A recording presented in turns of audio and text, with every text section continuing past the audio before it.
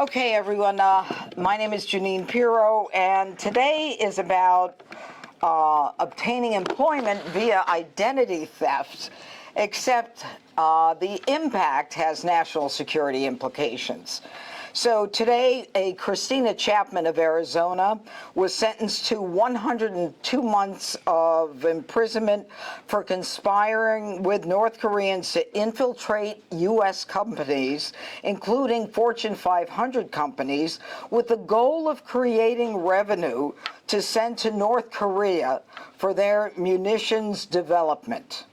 So North Korea's munition department has trained and deployed more than 3,000 workers in information technology or IT skills so that they can then commit fraud on companies in the United States to generate revenue for the North Korean regime.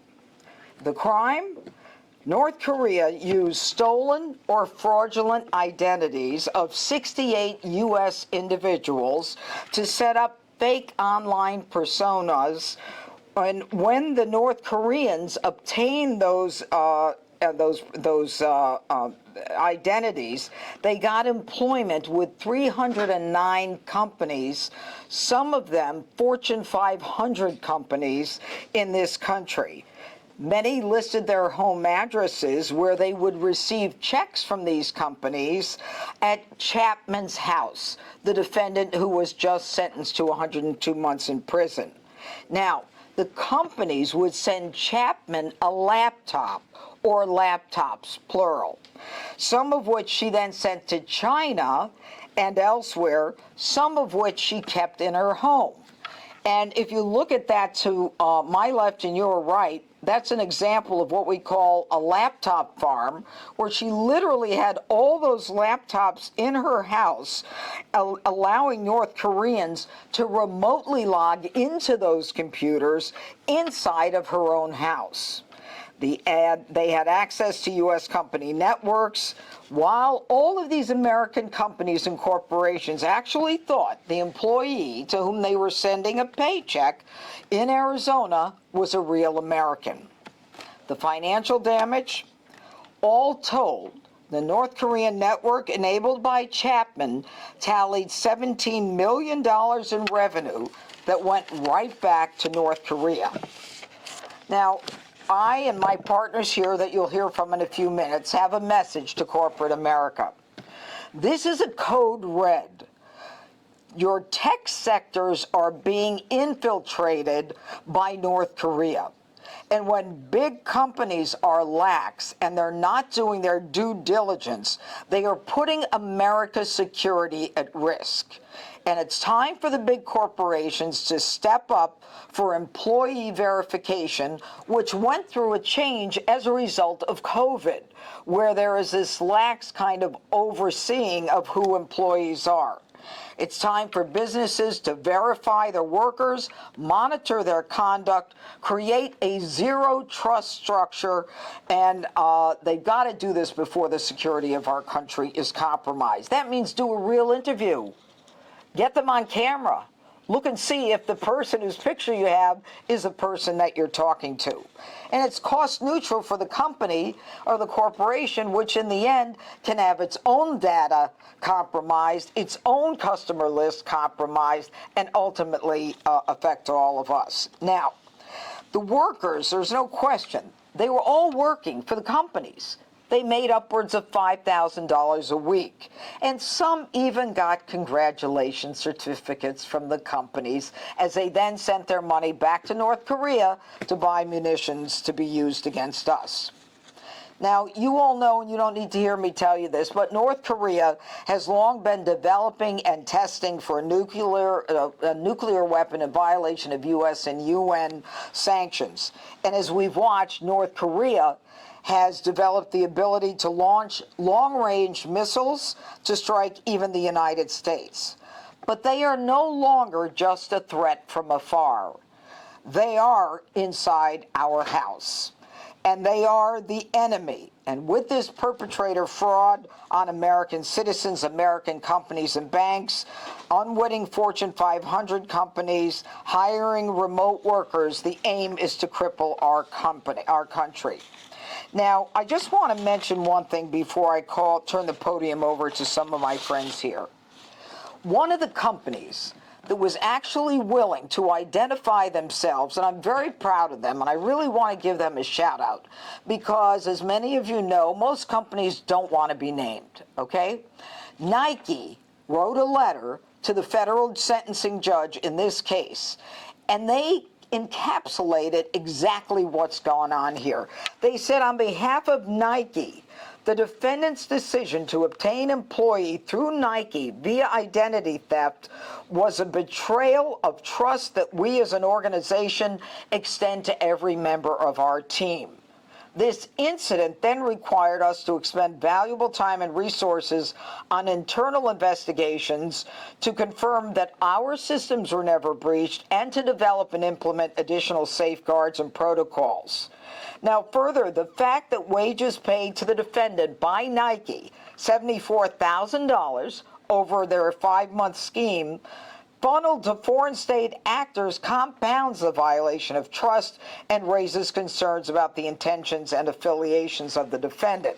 And so Nike is asking the court to consider the damage to Nike, which they themselves didn't suffer any damage. They had an IT worker who did the work, got paid for the work, but they understand the subliminal message and the real threat of their money being paid to North Korea and their munitions development system. Now, I'm also going to right now turn the podium over to the Assistant Director of the FBI Counterintelligence Division, Roman Revski, who partnered with us on the case, and then he will turn it over to some of our state and IRS partners. Roman, hi. Thank you. You're welcome. Thank you, U.S. Attorney Piro. These bear a multi-million-dollar campaign waged by North Korea's authoritarian regime to compromise our economic and national security. Through a series of increasingly brazen criminal schemes, the North Korean government is attempting to fund its nuclear weapons program and evade U.S. sanctions, while victimizing American companies, American financial institutions, and American citizens. The FBI and our partners are doing everything we can to defend the homeland, and that is why I'm very pleased to announce today's sentencing of U.S. citizen Christina Chapman to 8.5 years for her part in these schemes. The FBI's investigation uncovered a years-long plot to install North Korean IT workers as remote employees across the U.S., from Fortune 500 companies to U.S. government agencies. Those victim organizations thought they were employing American IT workers located in the U.S. In reality, the companies had been tricked into hiring North Koreans who were using stolen identities to pose as Americans and working from places like Russia and China. These North Korean IT workers were accessing the company's networks and sensitive data through laptop farms located inside the homes of U.S. persons. The laptop farms allow the IT workers to conceal their true locations and to earn money from for the North Korean government. But they can't do this alone. They need the help of people like Christina Chapman. As she admitted, she ran a laptop farm out of her home in Arizona, enabling the IT workers to victimize over 300 U.S. organizations, to steal the identities of at least 68 Americans, some of whom even ended up with tax bills for wages they'll never see, and funnel over $17 million to North Korea's regime. Chapman not only hosted the laptops, but also helped deceive American financial institutions into sending the IT workers' earnings to the North Korean government. And the money went straight to North Korea's nuclear weapons program, which is a direct threat to the U.S. homeland and our allies all around the world. The FBI and our partners won't stand for North Korea's attacks on our economic and national security, but U.S. companies also have an important role to play in keeping our nation safe. Christina Chapman's laptop farm alone generated $17 million and victimized hundreds of U.S. companies, and we believe this was just one of many laptop farms in our country. We believe there are thousands of other North Korean IT workers doing this as we speak today. We want our private sector partners to realize that the threat might already exist within your organizations. To root it out, we need you to apply greater scrutiny to your remote employees so you know exactly who you're hiring. We've released a public service announcement today detailing ways you can protect yourselves. Some of these are contact businesses and schools directly to verify new hires' employment and educational history. If meeting virtually, do it on camera and conduct drug tests and fingerprinting in person to verify a remote employee's identity. Keep an eye out for changes in their physical address, particularly after you've hired them, but before you've sent them the equipment. Take note of unusual network traffic, including remote connections to devices and the use of remote desktop software.